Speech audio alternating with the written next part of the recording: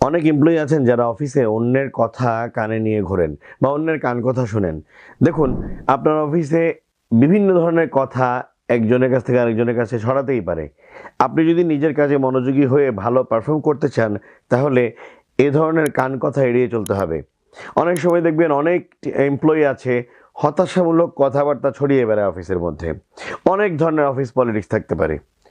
আপনি যদি একজন ভালো প্রফেশনাল হয়ে থাকেন, তাহলে লোকের কান কথা এড়িয়ে চলতে হবে, অফিস পলিটিক্স এড়িয়ে চলতে হবে এবং হতাশাজনক বা হতাশামূলক কথা শুনলে সেটা পাত্তা দিবেন না। আপনার কোম্পানি যে কাজ করছে, আপনি আপনার কোম্পানির জন্য কাজ করছেন, আপনি আপনার কাজে মনোযোগী থাকবেন, আপনি আপনার কাজে ফোকাস করবেন।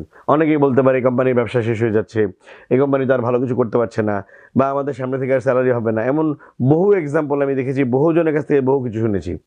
এমনও কথা ৫ বছর আগে শুনেছি যে এই কোম্পানি আর বেতন দিতে পারবে না,